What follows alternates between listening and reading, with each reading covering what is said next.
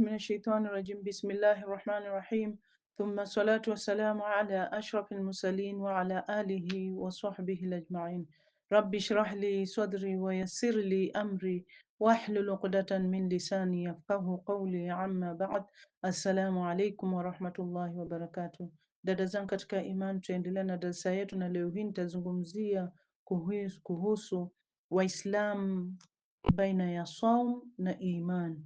Dada zangu katika iman, anasema Allah subhanahu wa ta'ala katika Quran, surat Al-Hashr aya ya 18, baada audhu billahi minash shaitani rajim, ya ayyuhalladhina amanu taqullah يا أيها الذين آمنوا اتقوا الله ولتنظر نفس ما قدمت لغد واتقوا الله إن الله خبير bima ta'malun. Enyi mlioamini, mcheni Mwenyezi Mungu na kila nafsi iangalie ilichokitoa kwa ajili ya kesho, na mcheni Mwenyezi Mungu, hakika Mwenyezi Mungu anazo habari za mnayoyafanya. Dada zangu katika imani, ni kutokana na rehema zake Allah subhanahu wa ta'ala kutuletea mwezi mtukufu wa Ramadhani, ambayo ni masiku chache sana ya kuhesabika. Ni mwezi wa elimu ya maadili mema na utakaso wa nafsi, ambayo ndani yake matendo mema huongezeka na madhambi husamehewa. Tukiweza, dada zangu katika imani, kudhibiti tamaa zetu katika siku hizi 30, basi tunaweza katika hali hiyo kudhibiti matamanio yetu katika maisha yetu yote. Huu, dada zangu katika imani, ni mwezi wa mshikamano mkubwa wa kijamii, ambapo matajiri huhisi umaskini wa maskini na furaha hujaa mioyo yao wanapoonyesha mkono wa kusaidia ndugu yao mwenye uhitaji wa huruma, mwenye uhitaji wa ihsan, mwenye uhitaji wa sadaka na mwenye kuhitaji wa muungano. Hivyo dada zangu katika imani, nafsi hupatana na wao wenyewe na kila mmoja katika mfumo mzuri wa iman, ambapo hauna mfano wake isipokuwa katika bustani yenye rutuba ya Uislamu. Dada zangu katika imani, ndani ya mwezi huu mtukufu wa Ramadhan, sote tumejifunza kwamba nafsi inaongozwa na haiongozwi, tamaa hufungwa na haiabudiwi, na kwamba tuliumbwa ili tuinuke, wala hatukuumbwa kudhoofeka. Dada zangu katika iman, maswahaba wema walielewa fadhila kubwa ya Ramadhan mbele ya Allah subhanahu wa ta'ala, na hii ndiyo ilikuwa sababu ya bidii yao katika ibada, kupitia kufunga Ramadhan, kuswali swala za usiku, kuwapa chakula wale waliofunga na kuwa na huruma kwa maskini na wahitaji. Dada zangu katika imani, haya yote yalikuwa wakati walipokuwa wakishiriki katika jihad dhidi ya maadui wa Allah subhanahu wa ta'ala. Dada zangu katika imani, miongoni mwa mambo ambayo maswahaba walikuwa na hamu ya kufanya katika mwezi huu mtukufu wa Ramadhani ni kufungua saumu yao na maskini. Swahaba mtukufu Ibni Umar radhiallahu anhuma hangefungua saumu yake katika Ramadhan isipokuwa na maskini, na alidumisha desturi hii mara kwa mara. Ikiwa familia yake ingemzuia kufanya hivyo, hangekula chakula cha jioni usiku huo, na angemjia maskini kumwomba chakula pale anapokula. Angechukua sehemu yake ya chakula na kumpa maskini, kisha angerudi na kugundua ya kuwa familia yake imekula kilichobaki kwenye bakuli, na mwishowe angefunga saumu yake bila kula chochote. Dada zangu katika imani, hii ilikuwa desturi iliyofuatwa na maswahaba na warithi wao wakati wa Ramadhan. Dada zangu katika iman, miongoni pia tu mwa mambo ambayo maswahaba walikuwa wakipenda sana wakati wa Ramadhan ni kusoma Qur'an usiku na mchana. Hali ya maswahaba, dada zangu katika iman, katika kujitolea kwao kwa kitabu cha Allah subhanahu wa ta'ala ilikuwa ya ajabu sana. Dada zangu katika iman, baadhi yao walikuwa wakikamilisha kusoma Qur'an wakati wa swala za usiku za Ramadhan pekee, kila usiku 10, na wengine kila baada ya siku saba na wengine kila baada ya usiku tatu. Dada zangu katika imani, baadhi yao wangekamilisha kusoma Qur'an kila siku, hii ikiwa ni pamoja na sahaba mtukufu khalifa watatu Uthman bin Affan radhiallahu anhu.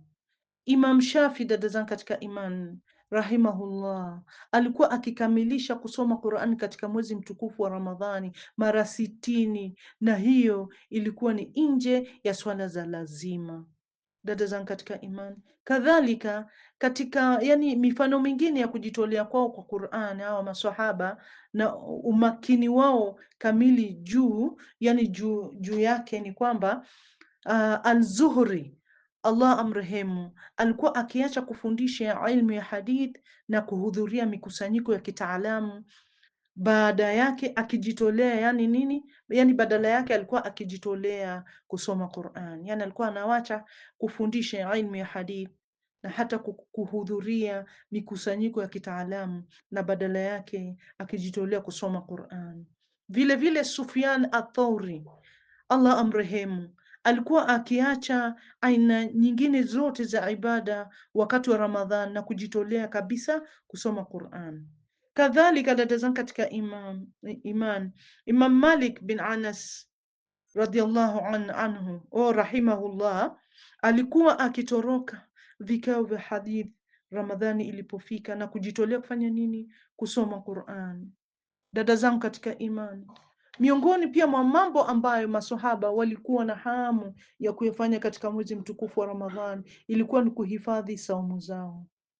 Sahaba Abu Nuaim alisimulia katika kitabu cha Al-Hilya kutoka kwa Abu Huraira radhiallahu anhu kwamba wakati yeye na maswahaba wake walipokuwa wamefunga, walikuwa na mazoea ya kukaa msikitini na kusema, tunasafisha saumu yetu kutokana na mazungumzo ya upuzi, kutokana na uchafu, kutokana na maneno ya uongo na kutokana na kila kitu ambacho kingeiharibu au kupunguza thawabu yake. Dada zangu katika imani, haya yamesimuliwa na Abu Nuaim kutoka katika kitabu cha Hilyat al-Awliya juzi ya kwanza ukurasa ya 384. Dada zangu katika imani, hivyo ndivyo ilivyokuwa hali ya maswahaba katika mwezi mtukufu wa Ramadhan. Je, mimi na wewe ni vipi hali yetu katika mwezi mtukufu wa Ramadhan? Yatupasa kuiga mfano wa maswahaba wao watukufu, dada zangu katika imani. Na siku 10 za mwisho, dada zangu katika imani, za Ramadhani, kadhalika kama Waislamu tunaichukulia ni zawadi kutoka kwa Allah subhanahu wa ta'ala kwa waja wake waumini, na amewatukuza kwa usiku wa Lailatul Qadr ambapo Qur'ani iliteremshwa. Anasema Allah subhanahu wa ta'ala katika Qur'an, Surat Ad-Dukhan aya ya 3, baada audhu billahi minash shaitani rajim, inna anzalnahu fi lailatin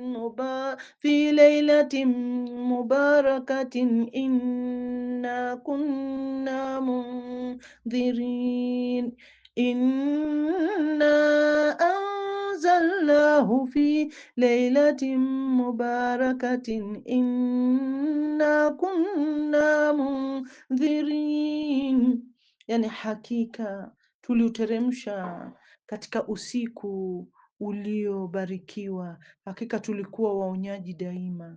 Na akasema tena Allah subhanahu wa ta'ala kuhusu fadla yake katika Quran, Surat Al-Qadr aya ya 3, Lailatul Qadri khairun min alfi shahr, usiku wa heshima, yani usiku wa Lailatul Qadri ni bora kuliko miezi 1000. Dada zangu katika imani, usiku huu mmoja wa Lailatul Qadr ni sawa na kufunga na kuswali wakati wa Ramadhani, kwa sababu Mtume sallallahu alaihi wasallam amesema, man qama ramadhana imanan wa ihtisaban ghufira lahu ma taqaddama min dhanbihi waman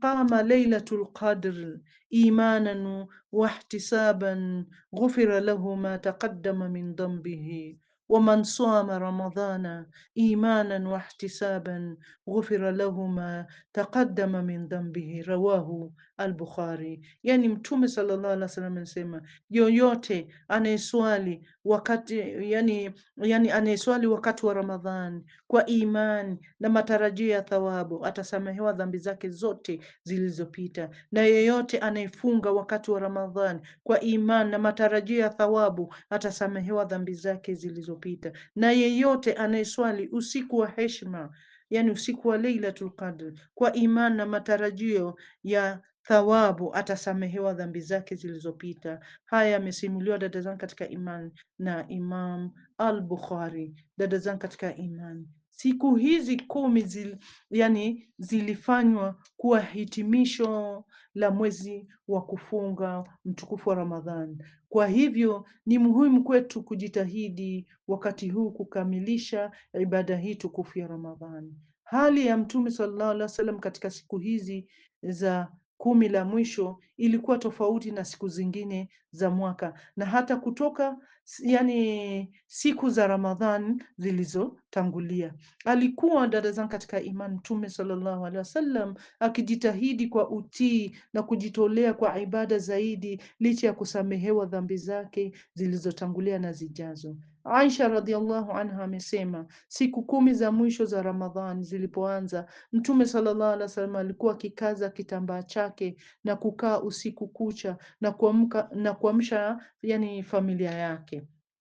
Kukaza kitambaa, dada zangu katika imani, kukaza kitambaa chake hapa katika hadithi hii kuna maana, alikuwa Mtume sallallahu alaihi wasallam akijiepusha na wanawake na kujitahidi katika ibada, ikiwa ni pamoja na kukaa macho usiku kucha kwa kujilazimisha katika swala, kusoma Qur'an na adhkar, na alikuwa akiwaamsha familia yake kuswali usiku na kujitahidi katika ibada. Alikuwa akiwaamsha familia yake pale anapomaliza kuswali usiku na kutaka kuswali witri, na kutokana na wasiwasi wake Mtume sallallahu alaihi wasallam kwamba wanapaswa kutumia fursa hiyo kwa wema wakati wa usiku huu wenye baraka, usiku wa Lailatul Qadr. Dada zangu katika imani, wake wa Mtume sallallahu alaihi wasallam walikuwa na hamu ya kujitahidi katika utiifu wakati wa siku 10 za mwisho za Ramadhan. Walikuwa wakiswali pamoja msikitini, pamoja na Mtume sallallahu alaihi wasallam, na walishuhudia kujitenga kwa Mtume sallallahu alaihi wasallam, kama ilivyosimuliwa na Aisha radhiallahu anha kwamba Mtume sallallahu alaihi wasallam alikuwa akijitenga na wake zake katika siku 10 za mwisho za Ramadhani. Kwa hivyo nilimjengea hema na akawa anaswali swala ya asubuhi, kisha anaingia humo kwenye hema yake. Na Hafsa radhiallahu anha akamuomba Aisha radhiallahu anha ruhusa ya kuanzisha pia yeye hema ya Mtume sallallahu alaihi wasallam, na Aisha radhiallahu anha akampa ruhusa. Kwa hivyo akaweka hema ya Mtume sallallahu alaihi wasallam. Naye Zainab binti Jahash radhiallahu anha pia alipoiona hema hile ya Aisha radhiallahu anha na ya Hafsa radhiallahu anha, naye akaweka hema jingine ya Mtume sallallahu alaihi wasallam.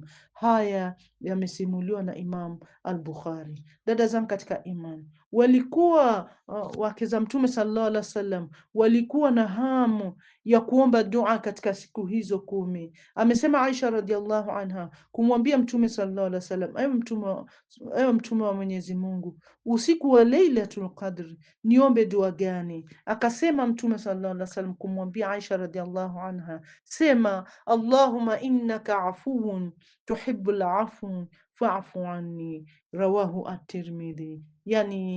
Mtume sallallahu alaihi wasallam akamwambia Aisha, omba ewe Mwenyezi Mungu, wewe ni msamehevu, unapenda msamaha, basi nisamehe. Haya yamesimuliwa na At-Tirmidhi. Dada zangu katika imani, ni wajibu kwetu sote wanawake wa Kiislamu kutoruhusu neema hiyo ya Allah subhanahu wa ta'ala katika usiku 10 upotee. Badala yake lazima, dada zangu katika iman, siku hizi 10 tujitahidi kwa kila aina ya matendo ya kujitolea na utiifu kwa Allah subhanahu wa ta'ala. Tunapaswa kujua kwamba usiku huo umehesabiwa na huenda tusiupate tena. Na miongoni mwa matendo mema ambazo sisi kama wanawake wa Kiislamu tunaweza kufanya katika usiku huu 10 ni pamoja na kutakasa nafsi zetu na kuwafanyia wema Waislamu. Na miongoni mwa vitendo muhimu zaidi wakati wa usiku huu ni kuacha uadui na kusafisha nafsi zetu kwa Waislamu kutokana na uovu, kutokana na chuki, kutokana na wivu, kutokana na badala yake ni kuonyesha upendo na kushirikiana katika haki, kwani hizi ni siku za Allah subhanahu wa ta'ala, nazo ni siku za furaha na baraka za Allah subhanahu wa ta'ala. Yule anayefuata matamanio yake mwenyewe au kufuata nyayo za sheitani na zikamtoka, ameangamia na kupotea miongoni mwetu. Dada zangu katika imani, hakuna kinachoharibu zaidi jamii yetu ya Kiislamu kuliko ugomvi na kutengana. Ugomvi ni sababu ya kunyimwa haki. Yeyote miongoni mwetu anayeomba msamaha kutoka kwa Allah subhanahu wa ta'ala katika siku hizi, tunapaswa kuharakisha kuwasamehe watu. Hii ni kwa dalili ya hadith kutoka kwa Ubada bin As-Samit radhiallahu anhu, amesema kwa Mtume sallallahu alaihi wasallam alitoka kutujulisha kuhusu usiku wa Lailatul Qadr, lakini watu wawili kutoka yani miongoni mwa Waislamu waligombana. Kwa hiyo akasema Mtume sallallahu alaihi wasallam, kharajtu li ukhbirukum bi Lailatul Qadr yani fatalahi fulan wa fulan farufiat wa asa an yakuna khairan lakum, rawahu al-Bukhari. Yani alisema Mtume sallallahu alaihi wasallam, nilitoka kuwajulisha kuhusu usiku wa Lailatul Qadr, lakini fulani na fulani waligombana, hivyo usiku huo ukaondolewa, na labda ingekuwa ni usiku bora kwao. Dada zangu katika imani, usiku huo uliondolewa kwao, na labda ingekuwa ni usiku bora kwao. Dada zangu katika imani, miongoni pia mwa matendo mema ambazo kama wanawake wa Kiislamu tunapaswa kufanya katika masiku 10 hii ya mwisho ya mwezi wa Ramadhani ni kusimama tahajjud na kusimama kuswali tahajjud na qiyamul layl na kusoma Qur'an na kuomba dua.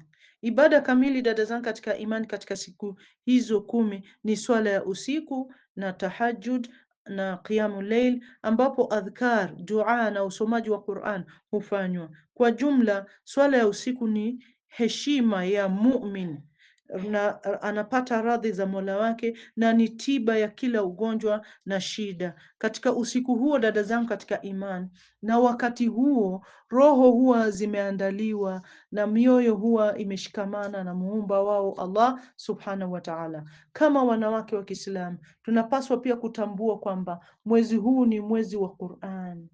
Ameyathibitisha haya Allah subhanahu wa ta'ala kwa kauli yake katika Quran, Suratul Baqara aya 185. Anasema Allah subhanahu wa ta'ala, shahru ramadhana alladhi unzila fihi alquranu hudan linnasi wa bayyinati min alhuda walfurqan, yani mwezi wa Ramadhani ambapo Qur'ani iliteremshwa kama mwongozo kwa wanadamu na hoja zilizo wazi na za mwongozo na kigezo. Dada zangu katika imani, katika mazingara haya ya imani, dua ina uwezekano mkubwa wa kukubaliwa. Kwa hivyo basi, sisi kama wanawake wa Kiislamu yatupasa kuendelea kuomba Mola wetu katika nyakati hizi ambapo tuko karibu na Mola wetu, mbali na wasiwasi wa dunia. Dada zangu katika imani, miongoni pia mwa matendo mema ambazo kama wanawake wa Kiislamu tunapaswa kufanya katika masiku haya 10 ya mwisho wa Ramadhan ni kutafuta Lailatul Qadr. Dada zangu katika imani, katika usiku huu 10 ni bora kuliko miezi 1000. Kwa hivyo ni wajibu kwa wanawake na wanaume Waislamu kuushika ili kushinda usiku huu ambao Mtume sallallahu alaihi wasallam amesema, wa fihi lailatu khairun min alfi shahr man yani hurimaha faqad hurima alkhair kullihi wala yuhrimu khairuha illa mahrumin, rawahu an-Nasai. Yani amesema Mtume sallallahu alayhi wasallam, yani kuhusu usiku huo wa Lailatul Qadr, na kuwa ndani yake kuna usiku bora kuliko miezi alfu. Yeyote anayenyimwa usiku huo amenyimwa kheri zote, na hakuna anayenyimwa kheri zake isipokuwa aliyenyimwa. Yani haya yamesimuliwa yani na Imam An-Nasai. Dada zangu katika imani, dalili za Lailatul Qadri ni kama zifuatazo katika usiku huo. Yani usiku huwa mtulivu na wenye amani, yani hakuna joto kali wala baridi kali. Mja anahisi utulivu na utamu wa ibada. Mbili, dalili ya pili ni hakuna upepo mkali. Usiku huwa tulivu bila upepo mkali. Dalili ya tatu ya Lailatul Qadri ni kwamba moyo wa mumin huhisi yani utulivu na furaha katika ibada, na watu wengi huhisi unyenyekevu na utamu wa kuswali, kusoma Qur'an na kufanya dua. Na dalili ya nne ya Lailatul Qadr ni kwamba jua la asubuhi yake huchomoza bila miale mikali. Katika hadithi imeelezwa kuwa jua la asubuhi ya usiku huo hutoka likiwa dhaifu kama duara bila miale mikali. Na katika dalili ya tano ya Lailatul Qadr ni kwamba malaika hushuka kwa wingi wakileta baraka na rehma. Na utokea Lailatul Qadri kulingana na mafundisho ya Mtume sallallahu alaihi wasallam katika odd numbers, katika siku ya 21, siku ya 23, siku ya 25, siku ya 27 na siku ya 29. Dada zangu katika imani, ibada zinazopendekezwa usiku huo, kwanza kabisa ni swala ya usiku, tahajjud na qiyamul layl, kusoma Qur'an, dua kwa wingi na istighfar. Baadhi ya wanazuoni, dada zangu katika imani, wamesema kuwa mtu anaweza kuona dalili ya Lailatul Qadr katika ndoto, lakini sio lazima kila mtu azione. Yani ndoto hizi huwa bishara njema tu kwa waumini. Kwanza kabisa kuona nur au mwanga mkali inayotia utulivu, kuona nyota au mwezi uliong'ara, au kuona malaika au watu wema wakifanya ibada, au kuona anasujudu mwenyewe, kujiona anasujudu au anaswali sana, au kusoma Qur'an, au kuona amani au furaha kubwa moyoni mwake, yani ndoto ya sehemu ya utulivu sana, au bustani kadhalika nzuri, au kuona jua la asubuhi likitoka bila miale mikali. Dada zangu katika imani, ni hatari kwetu sisi wanawake wa Kiislamu kupuuza, kutafuta na kujitahidi kwa ajili ya usiku huu, ambapo ibada ni sawa na ibada ya miaka 80, na ambapo malaika hushuka yani chini ya uongozi wa Jibril alayhi salam. Hili liliwafanya maswahaba na wajawema waliotangulia kujiandaa kuupokea kwa kujiosha, kujipaka manukato na kuvaa nguo nzuri zaidi, na kuongeza uzuri wa nje kwenye uzuri wa ndani. Kwa hivyo dada zangu katika imani, yatupasa kama wanawake wa Kiislamu kuutafuta usiku huu, yani kwa sababu Mtume sallallahu alaihi wasallam amesema taharru Lailatul Qadr fil ashr al-awakhir min Ramadhan, yani tafuteni Lailatul Qadr katika usiku 10 wa mwisho wa Ramadhan. Dada zangu katika imani, na miongoni mwa matendo mema kadhalika tunapaswa kufanya, dada zangu, kama wanawake wa Kiislamu katika masiku haya 10 ni itikaf. Inashauriwa kwa mwanamke yani wa Kiislamu kufanya itikaf kwa kukaa msikitini, kuwa peke yao na Allah subhanahu wa ta'ala, na kushiriki katika ibada, dua, adhkar, swala, mradi tu waume wao wawaruhusu kufanya vile, kwani kuna nafasi mahsus kwa wanawake msikitini na haiingiani na majukumu yoyote ya familia. Dada zangu katika imani, hukumu ya itikafu kwa mwanamke ni kwamba wanawake wanaruhusiwa kufanya itikafu kama wanaume. Katika zama za Mtume sallallahu alaihi wasallam, wake zake walikuwa kadhalika wakifanya itikafu pia.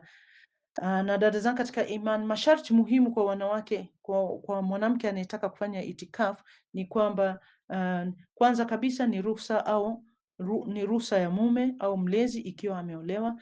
Pili ni usalama wa heshima yake ihifadhiwe, ajiheshimu na ajihifadhi katika kufanya hiyo itikafu.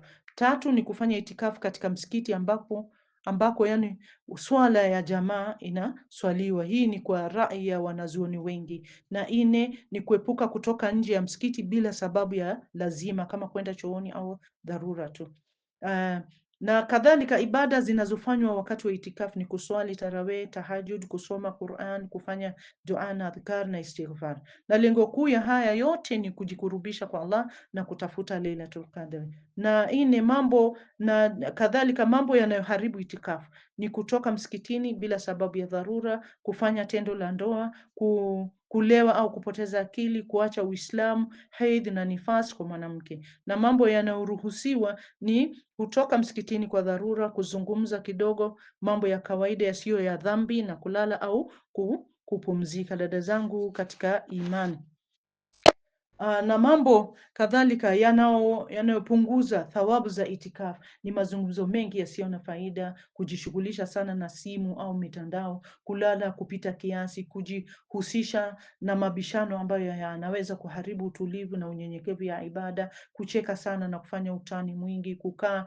na watu wanaozungumza mambo ya kidunia sana, kutokuwa na mapangilio ya ibada, kujishughulisha sana na biashara au kazi za dunia, kusema maneno mabaya na kutotumia muda wa usiku vizuri. Na ili kupata thawabu nyingi wakati wa itikafu ni kusoma Qur'an mara kwa mara. Tujitahidi kusoma Qur'an mara kwa mara, kufanya yani dhikri na istighfar kwa wingi, kuswali qiyamul layl na tahajjud, kufanya dua kwa wingi. Na tofauti kati ya tahajjud na qiyamul layl ni kwamba tahajjud ni aina maalum ya qiyamul layl na hufanywa baada ya mtu kulala kisha akaamka kuswali. Yani kwa ufupi, kila tahajjud si qiyamul layl, lakini sio kila qiyamul layl ni tahajjud. Shukran jazila wa barakallahu fikum.